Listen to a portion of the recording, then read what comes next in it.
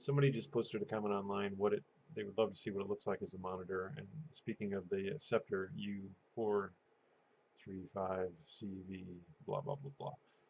So I've been looking at this for about 24 hours now, and I've learned a lot about the screen quality, monitor usage, HDTV, scaler, firmware issues, so on and so forth.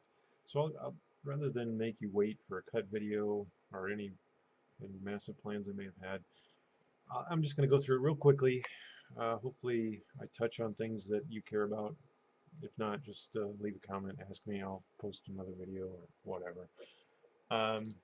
So first thing I guess would be just overall. Here it is. This is the desktop, Windows 8.1.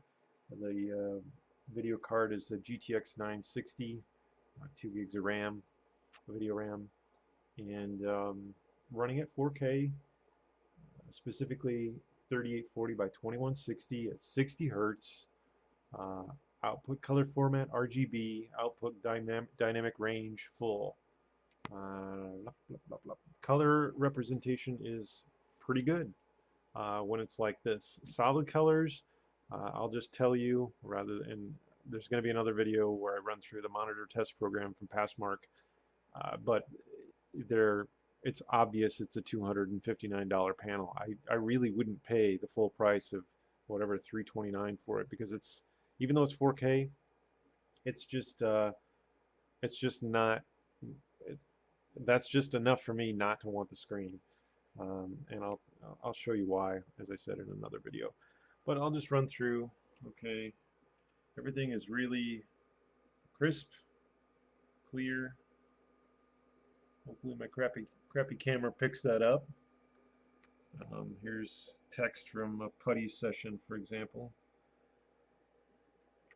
Looks pretty darn good. If my camera will focus.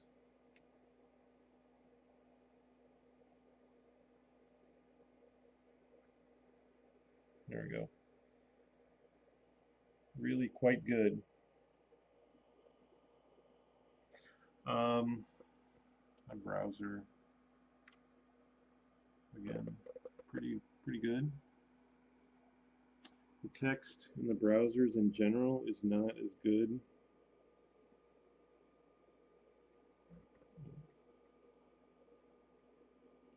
But it's still quite sufficient, because normally you're going to be sitting back at least for, 2 feet from the monitor is what I sit back, and it's quite usable. This is the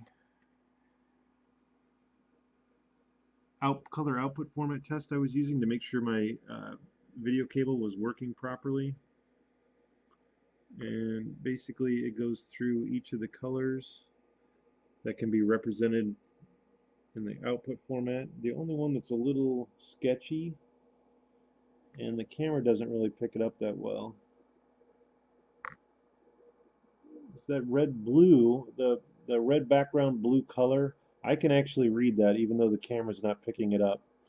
And the blue-red, you can see some white hinting around the letters. I'm not sure if that's Windows or what that is. Actually, that wouldn't be Windows, because this is an image. So that would be the panel itself. It's not nearly as pronounced as it is in this video, but the rest of these look pretty good.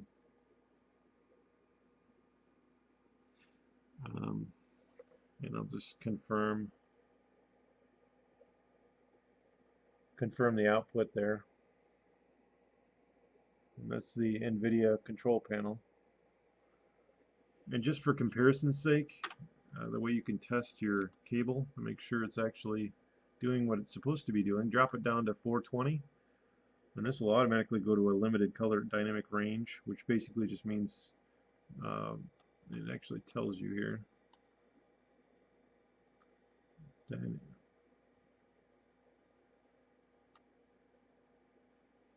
Yeah, shadow and highlight. Anyway, so if I put it 420, look at that blue. Not so beautiful now. This is me moving the window, and you can see it just color shifting like crazy. And obviously this down here is just the same. The rest of the colors aren't too bad, surprisingly, but the blue and actually the magenta there, it's pretty terrible. So I would highly recommend, if you can, to have the best. If you're going to use this for a desktop, you definitely want RGB or 444 YCBCR 444. And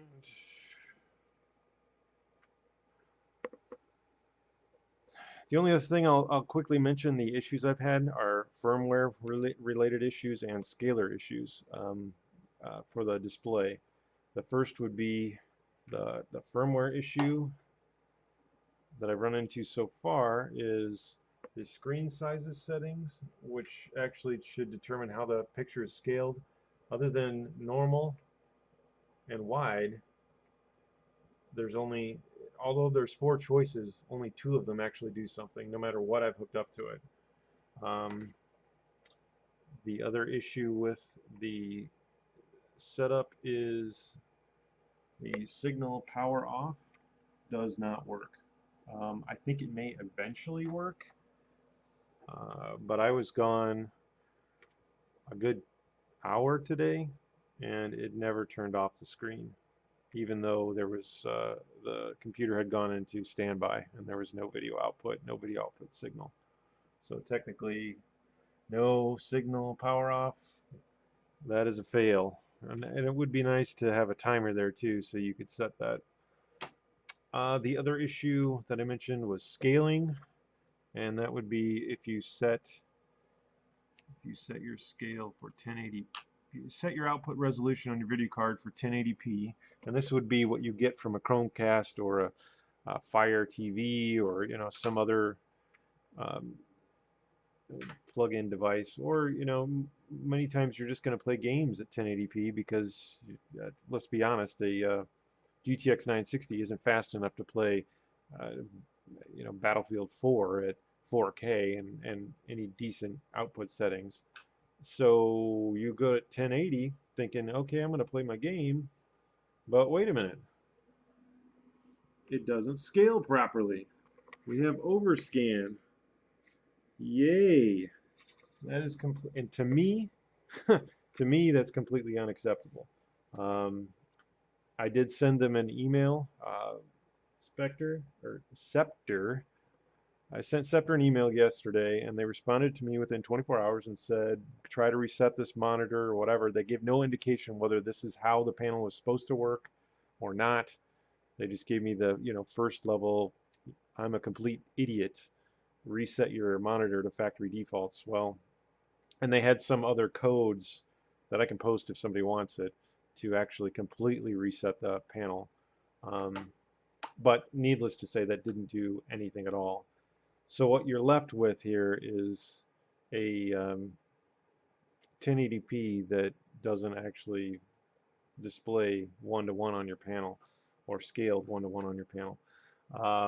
The way around that with an NVIDIA card, which obviously doesn't work for anything but a PC with an NVIDIA, is to go into this adjust desktop size and position, change your scaling from display to GPU, and then leave your resolution here and hit apply. No, sorry. You set your panel resolution here. And hold on. Wow. GPU, apply. Okay, so now my panel is running at 2160p, and I have a fully properly scaled with no overscan image. The upside of this, of doing this on the GPU rather than the internal display scaler, is the picture quality looks fantastic. The scaler built into the panel sucks. It really sucks. So if you're going to be plugging anything into this at 1080p, you will be disappointed. Um, that's how bad it is to me. I mean, I'm pretty picky, I guess, but this actually looks usable. This looks pretty nice, the GPU scaler. This is what you would get from a high-end TV. The scaler is, that's some of the things that you pay for when you buy a more expensive unit. If you're doing 4K all the time, if you're using this as the desktop, you will be overall, I think most people would be pretty happy. Like I said, there are some, um, color issues. There are some issues with lighting, uniformity, I think they call it. Color uniformity is pretty bad. You can really notice it on solid blue, solid color screens, but that's typically not a usage. You don't see it on the black. There's only a minimal backlight bleed. So overall, if they can get this firmware issue fixed, I'm sold. If not, I'm glad I have 90 days to return it to Walmart.